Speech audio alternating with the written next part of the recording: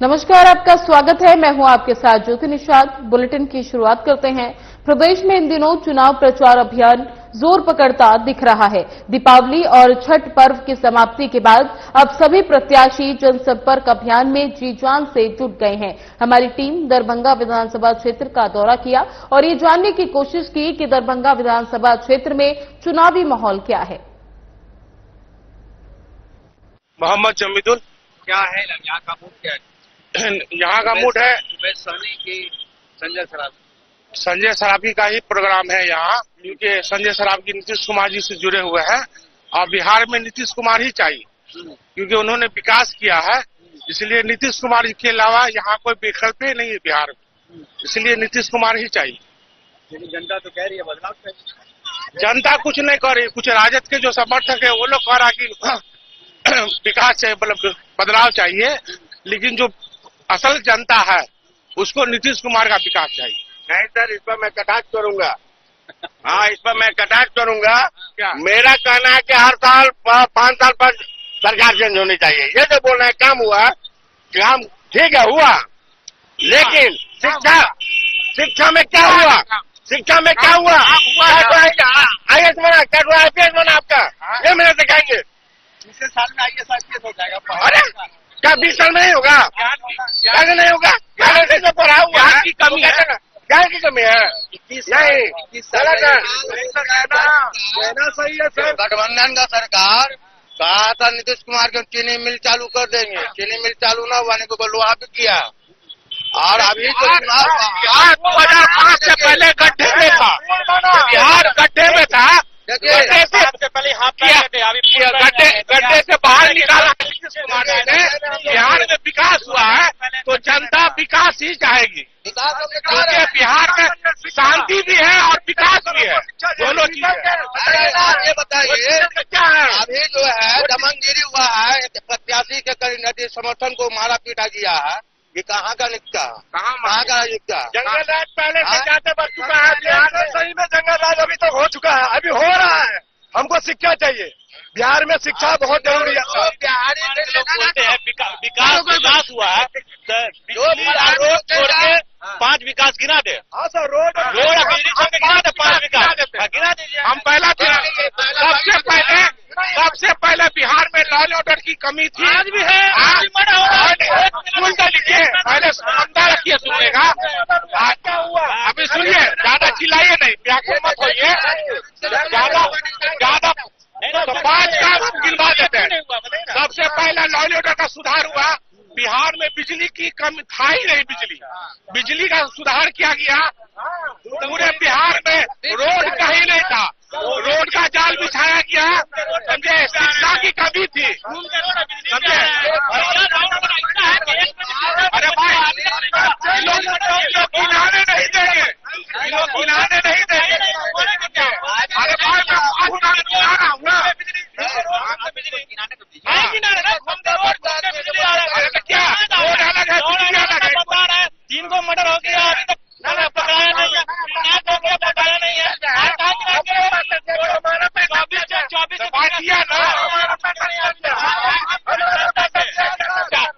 चारा में खा नहीं ले गया, चारा में खा नहीं ले गया, दिया ना हमको।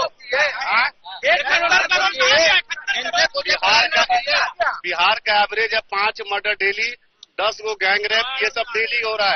लॉ एंड ऑर्डर 0 है। कौन सा आंकड़ा है ये? कहाँ से आंकड़ा चाहिए? जी, ये एवरेज है। हम लोग सुनिए, मैं बता रहा हूँ। सिंहवाड़ा में 15 दिन पहले मर्डर हुआ। अरे डाटा दीजिए ना। ये डेटा कहाँ से आएगा? हम लोग यहाँ रह रहे, डेली का एवरेज देख रहे। अभी मोकामा में हुआ, ऐसा मोकामा डेली है हमारे यहाँ। लॉ एंड ऑर्डर, अभी आप जहाँ खड़े हैं, यहाँ अगर कल आते तो इतना पानी मोकामा में जो मर्डर हुआ वो खुद एक अपराधी था। वो क्या बोलता है आनंद सिंह की बीबी के बारे में कि वो मियान है, समझे। उसका नाम लेवी नहीं, उसका नाम फातिमा है। इतना गंदा आदमी था वो। हाँ, वो गंदा आदमी था। अपराधी घोषित करने के लिए न्याय है यहाँ में। न्याय ना फैसला करेगा, न्यायालय बताएगा कि ये आनंद सिंह कैसा आदमी है। लेकिन यहाँ कि वो 3 साल गठबंधन ने सरकार चलाया, क्या पलायन रोक दिया? आज महिला आई है बाथरूम में बैठ के, ये कौन प्लान रोकेगा? बिहारी हमेशा बिहार में देखिए, जो स्थिति थी बिहार की 5 से पहले, उसमें काफी सुधार हुआ है। 5 साल और देगा जनता अगर, तो प्लान का भी मसला हल हो जाएगा। हमारे नेता ने कहा है 5 साल और दीजिए। बताओ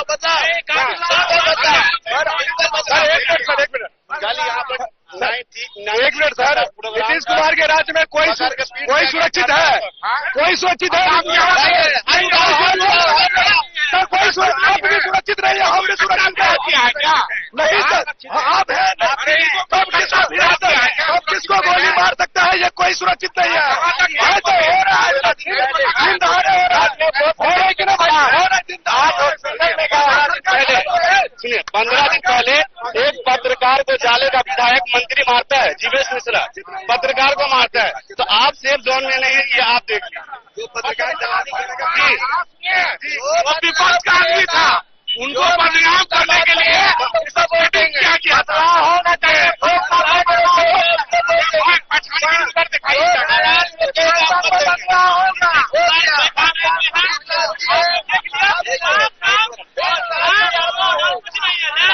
दरभंगा के टावर चौक की जनता जो है, ज्यादातर जनता कह रही थी बदलाव चाहती है, लेकिन जो लोग यहाँ पे हैं, दोनों तरह के लोग हैं, कह रहे हैं कि विकास भी हुआ है, बदलाव होगा तो बिहार फिर से जो है उसी गड्ढे में चला जाएगा, उसी जंगलराज में चला जाएगा। देखना है कि 11 तारीख को वोट, 14 तारीख को जब परिणाम आएंगे तो परिणाम जो है किसके पक्ष में होंगे। लेकिन यहाँ दोनों ही तरफ की जनता जो है मिली प्रतिक्रिया यहाँ पर मिली है, लेकिन ज्यादातर लोग जो है बदलाव की तरफ वोट कर रहे हैं। कैमरामैन राजकुमार गोस्वामी के साथ मुकेश कुमार, दरभंगा, साधना न्यूज। अगली बड़ी खबर रक्सौल से। रक्सौल में महागठबंधन प्रत्याशी श्याम बिहारी प्रसाद के चुनावी सभा में उड़ा जनसैलाब। महागठबंधन को रक्सौल विधानसभा क्षेत्र से जिताकर भ्रष्टाचार मुक्त कराने का काम करेगी जनता। बीजेपी से नहीं है दुखी जनता, स्थानीय प्रत्याशी से दुखी है जनता। इस बार महागठबंधन प्रत्याशी श्याम बिहारी प्रसाद को लेकर चर्चा तेज। जीतने के बाद सबसे पहला काम भ्रष्टाचार से मुक्त होगा रक्सौल। अब खुद जनता अपील कर रही है, इस बार महागठबंधन की सरकार। रक्सौल विधानसभा में महागठबंधन की तैयारियां तेज। रक्सौल की महागठबंधन की तैयारियां अपने अंतिम चरण में हैं। आगामी विधानसभा चुनाव को लेकर महागठबंधन की सभी पार्टियां मैदान में उतर चुकी हैं। जनता में इस बार भ्रष्टाचार के मुद्दे को लेकर जबरदस्त चर्चा है। लोगों का कहना है कि अब की बार रक्सौल भ्रष्टाचार से मुक्त होगा। वहीं प्रत्याशी प्रसाद को लेकर भी तेज बहस चल रही है। रक्सौल की जनता इस बार महागठबंधन की सरकार बनाने की उम्मीद कर रही है।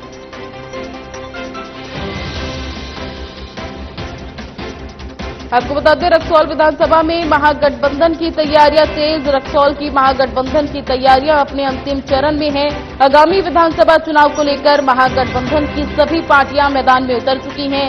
जनता में इस बार भ्रष्टाचार के मुद्दे को लेकर जबरदस्त चर्चा है। लोगों का कहना है कि अब की बार रक्सौल भ्रष्टाचार से मुक्त होगा। वहीं प्रत्याशी प्रसाद को लेकर भी तेज बहस चल रही है। रक्सौल की जनता इस बार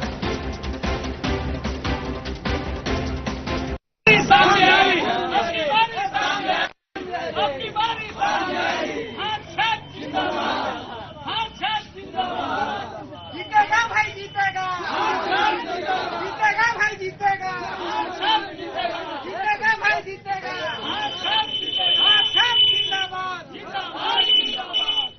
रक्सौल विधानसभा के जो वर्तमान विधायक हैं, रक्सौल को इन्होंने आतंकित करने का जो काम किया है, रक्सौल को आतंक से निकालने का काम हमारे प्रत्याशी करेंगे। यहाँ जो करप्शन, हर विभाग में करप्शन चल रहा है, अगर इसको खत्म करना है तो हमें श्याम बिहारी जी को लाना। प्रसाद जी इस बार रिकॉर्ड पर मतों से जीतेंगे और जाके बिहार सरकार में मंत्री पद इनको मिलने जा रहा है।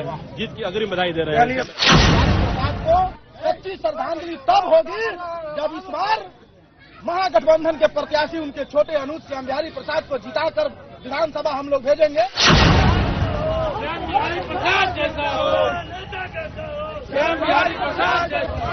तो आज मैं पुष्प चढ़ा करके उनके फोटो पर नमन किया हूँ। इसी दिन जो है वो हम लोग के साथ जो है उनको अगर मैंने वो इंदिरा गांधी, श्रीमती इंदिरा गांधी जी।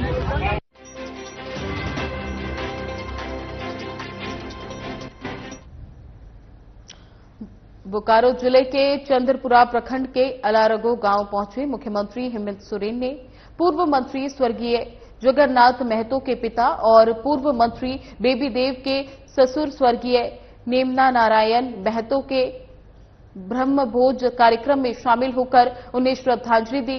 मुख्यमंत्री ने दिवंगत आत्मा की शांति और शोकाकुल परिवार को शक्ति देने की प्रार्थना की। उन्होंने बेबी देवी और परिजनों से मुलाकात कर संवेदना भी व्यक्त की। 21 अक्टूबर 2025 को नेम नारायण महतो का निधन हुआ था।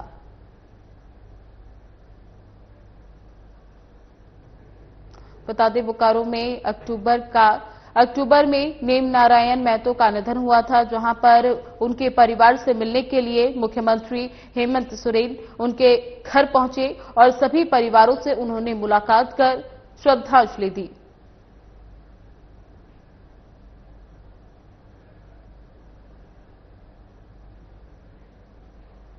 झारखंड के सहायक अध्यापक अपनी मुख्य मांगे स्थानीयकरण और समान काम के लिए समान वेतन को लेकर आंदोलन तेज कर चुके हैं। इन्हीं मांगों को लेकर 5 नवंबर को शिक्षकों द्वारा राज्य के शिक्षा मंत्री सुदिव्या सोनू के आवास घेराव की तैयारी की जा रही है। आंदोलन को सफल बनाने के लिए पूरे राज्य में बैठकों का दौर जारी है। इसी कड़ी में झारखंड सहायक अध्यापक संघर्ष मोर्चा धनबाद इकाई की बैठक रविवार को धनबाद के गोल्फ ग्राउंड में आयोजित की गई, जिसमें जिले के सभी सहायक अध्यापक शामिल हुए। सहायक अध्यापक संघर्ष मोर्चा के जिला अध्यक्ष अशोक चक्रवर्ती ने बताया कि लंबे समय से काम करने के बावजूद हमें तो ना स्थायी दर्जा दिया जाता है और ना ही समान वेतन। सरकार सिर्फ आश्वासन देती है और अब अपनी मांगों को मानकर आंदोलन समाप्त करेंगे। उन्होंने आगे कहा कि धनबाद जिले में लगभग 2400 सहायक शिक्षक कार्यरत हैं, जबकि पूरे झारखंड में इनकी संख्या करीब 60,000 है। फिर भी इनकी समस्याओं पर सरकार गंभीर नहीं दिखती। बता दें, धनबाद में स्थानीयकरण और समान वेतन की मांग को लेकर सभी शिक्षक वर्ग धरने पर बैठे हैं। उन्होंने कहा कि अगर हमारी मांगों को पूरा नहीं किया जाएगा तो वो शिक्षा मंत्री के घर का घेराव करेंगे और अपनी मांगे पूरी न होने तक आंदोलन तेज करते रहेंगे। बता दें कि धनबाद में सभी शिक्षक वर्ग के अध्यापक और अध्यापिका अपनी मांगों को लेकर धरना दे रहे हैं। उनकी मांगे हैं कि उनका वेतन समान किया जाए और उनका स्थानीयकरण किया जाए। बता दें कि उन लोगों ने 5 नवंबर को मंत्री के आवास घेराव करने की चेतावनी दी है। उन्होंने कहा कि अगर उनकी मांगे पूरी नहीं होती तो वे विभाग के मंत्री का घर का घेराव करेंगे।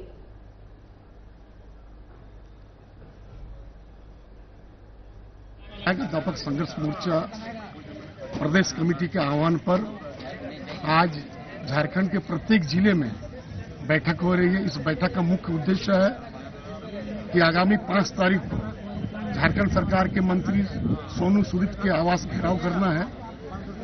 ये सरकार आने से पहले हमारे कार्यक्रम में जब हेमंत जी आए थे, उस समय इनकी सरकार नहीं थी, उन्होंने ये कहा था कि हमारी सरकार आने के 3 महीने के बाद आपको वेतनमान देंगे, आपको सरकारीकरण करेंगे। लेकिन लगभग आज 5 साल गुजर चुका है और हमारे प्रति कोई संवेदनाशील इस शिक्षा मंत्री का नहीं है। सोनू सूद के द्वारा लगातार 4 वर्षों से यही आश्वासन दिया जा रहा था कि हम मुख्यमंत्री से आपका वार्ता करवाएंगे और वार्ता करने के बाद आपको वेतनमान का लाभ, आपको सरकारीकरण का काम करेंगे। लेकिन चूंकि ये सोनू सूद के द्वारा लगातार 4 वर्ष हम लोग इनके सरकार के साथ हम लोग बात नहीं कर पाए, केवल हम लोगों को बरगलाया है। बोकारो में ओएनजीसी विभाग द्वारा विजिलेंस अवेयरनेस यानी सतर्कता जागरूकता सप्ताह मनाया जा रहा है। इसका मतलब सतर्क रहने और किसी भी अनुचित या भ्रष्ट आचरण के प्रति जागरूक रहने की भावना, ये एक ऐसा गुण है जो ईमानदारी और पारदर्शिता को बढ़ावा देने के लिए महत्वपूर्ण है। ओएनजीसी द्वारा ये सतर्कता सप्ताह 27 अक्टूबर से 3 नवंबर तक मनाया जाएगा, जिसके तहत आज पदयात्रा का आयोजन किया गया। ये पदयात्रा नया मोड़ स्थित ओएनजीसी कार्यालय के सेक्टर 1 राम मंदिर तक की गई। पदयात्रा में उपस्थित ओएनजीसी के हेल्थ सेफ्टी अवेयरनेस पदाधिकारी वीरेंद्र सिंह ने बताया, ये पदयात्रा लोगों को सतर्कता जागरूकता के प्रति प्रोत्साहित करने और अपने कार्यों में सतर्कता अपनाने के लिए की जा रही है। ये कार्यक्रम सरकार की तरफ से हर साल किया जाता है और हम इस साल इसे बड़े ही अच्छे ढंग से मनाने की कोशिश कर रहे हैं। उन्होंने बताया कि इस विषय से हमारे उच्च अधिकारियों के द्वारा भी हमें सतर्कता के प्रति प्रोत्साहित किया गया और बताया गया कि हमें अपने कार्यों में किसी तरह से सतर्कता अपनानी चाहिए। हम भी चाहते हैं कि हमारे सहयोगी भी उसके प्रति जागरूक हों और उन्हें भी ये समझ में आए कि उन्हें आगे क्या करना है, वहीं इसके पीछे ना रह जाए। इसके लिए हम ये सप्ताह मना रहे हैं।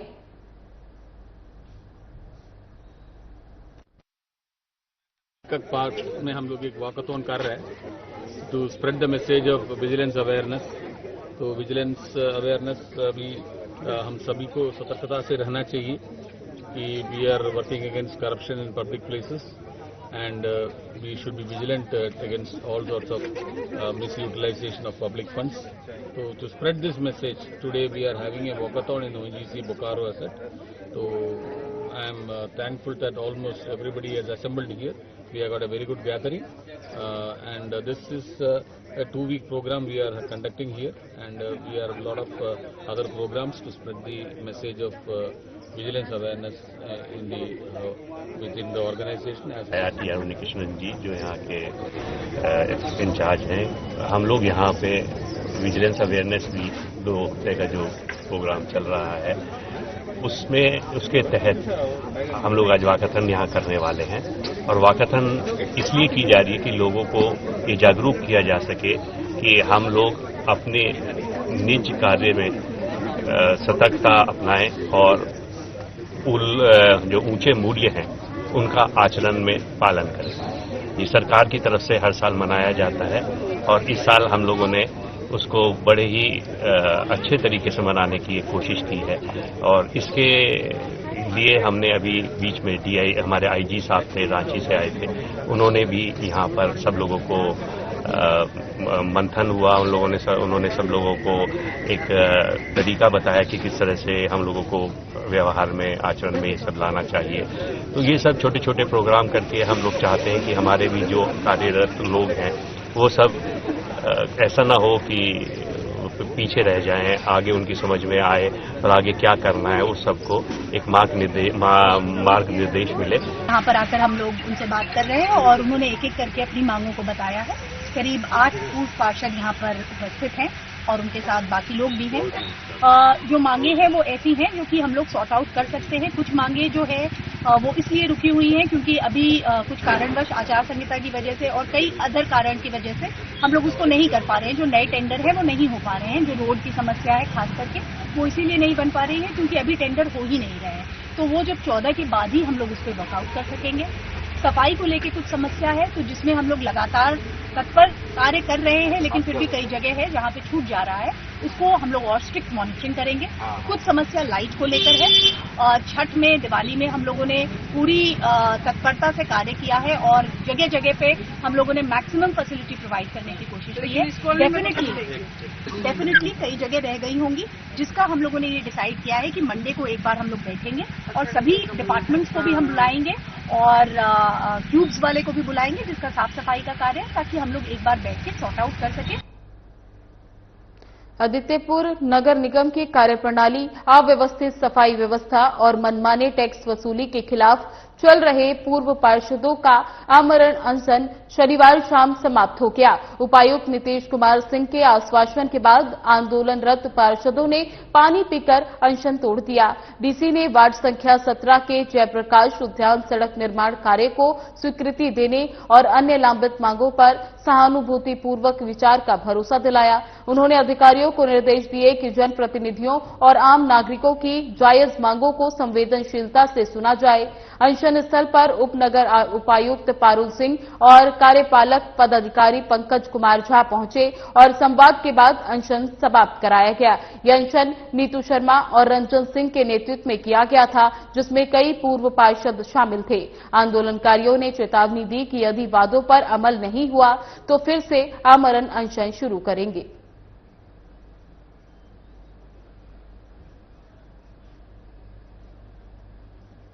आपको बता दें कि सरायकेला में पूर्व पार्षदों ने आमरण अनशन शुरू किया था। साथ ही उसके बाद उन्हें पार्षदों द्वारा समझा बुझाकर उनका आंदोलन समाप्त किया।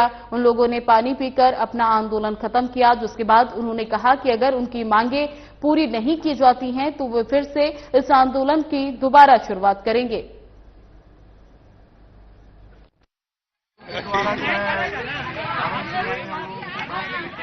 उसके बाद हम लोगों ने आधा घंटे का समय लिया, सभी पार्षदों ने सहमति बनाई। सहमति बनाने के बाद यही सहमति कि सोमवार को पारुल मैडम ने कहा है कि बैठक हम लोग आप लोग 8 पार्षद के साथ करेंगे और आपकी जो भी समस्या है, जो त्वरित कार्रवाई के लायक होगी उसे त्वरित कार्रवाई किया जाएगा। बाकी जो 14 तारीख तक आचार संहिता लगा हुआ है, टेंडर प्रक्रिया नहीं कर सकते हैं, उसका टेंडर प्रक्रिया आपके केंद्र से बात किया जाएगा।